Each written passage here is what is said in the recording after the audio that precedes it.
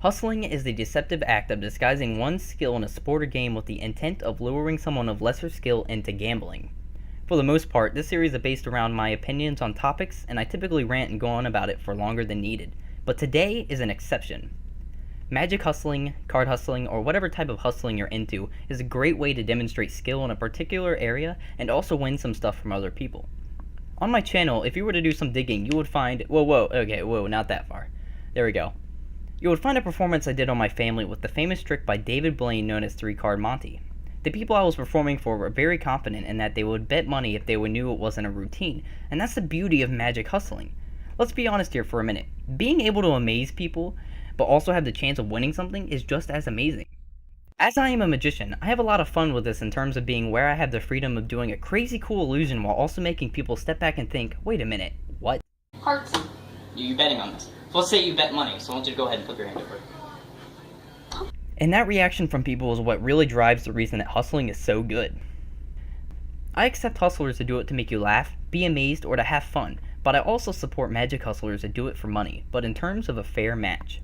A game like 3-card Monte, for example, would not be considered a fair game unless someone knew when the switch of the card was and how it was done.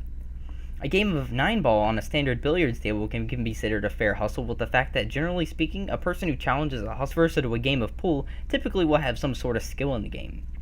Before we go too far off topic into a different hobby altogether, I would like to address the games such as Ball and Shell game, which has the same premise as the idea of the 3-card Monte game I mentioned previously.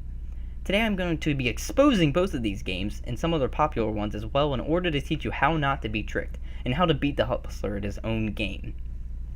First things first, I'm the realist. Hustlers, for the most part, always have a prize for the person playing if they win, and if they don't, move on. Aside from that, assuming that the hustler has a game you are interested in, and a deal that you can't pass up, let's dive into the premise of the Ball and Shell game. The idea of the shell game is to follow a ball back through a specific shuffle of the cups, and if you identify which cup the ball is under, you win your money back, and it's doubled. But something seems almost fishy and too good to be true, and that's because it is. It's a scam, and it is designed to make you sure that you are fooled into losing your money. The game is played by first warming up a player by actually shuffling the cups around with the ball under it, and no funny business. After a few times of what is known as conditioning the player, the hustler will now ask you if you want to double or nothing for this last round. And why wouldn't you? You already won all that money from previous games. This is easy money, right? Wrong. The last round is the round where the hustler will use the move that directs attention away from the focus point.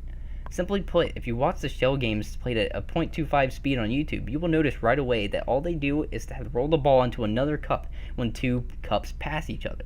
It's really that simple. Once the cups they were watching is empty, they continue to follow it. The hustler is already 2 steps ahead of you. Not only have you lost your money, but you also lost your trust. This shell game has the same idea in terms of misdirection in the 3-card Monte game I had mentioned. The premise is the same. Warm up the player and then do the move. In this case, the move is simply throwing a different card on the table in place of the focus card. It's very difficult to see it happen, but watch what happens when I slow this footage down. Typically the bottom card is thrown, but if you watch closely enough, you will see this time the hustler threw the top card, and they're already 2 steps instead of where you are. All in all, hustling in general is a really cool way to entertain an audience of people while also winning some money. If you want to learn how these games are played or want a more detailed explanation, I have put some links in the description for you all to check out. In this episode, I have given my thoughts on hustling and exposed 2 different very popular hustling games. I hope you all enjoyed this topic, which was suggested by Card Magician 101 on the Magic Amino app. Do you have any hustling stories? Have you ever been hustled, or have you been the hustler? Let me know in the comments below. Also, if you guys want a sneak peek at the next video suggestion, I'll give you one word: misdirection. I hope you all enjoyed this episode, and if you did, please give this video a thumbs up, and I'll see you in the next time. Peace out. Wow.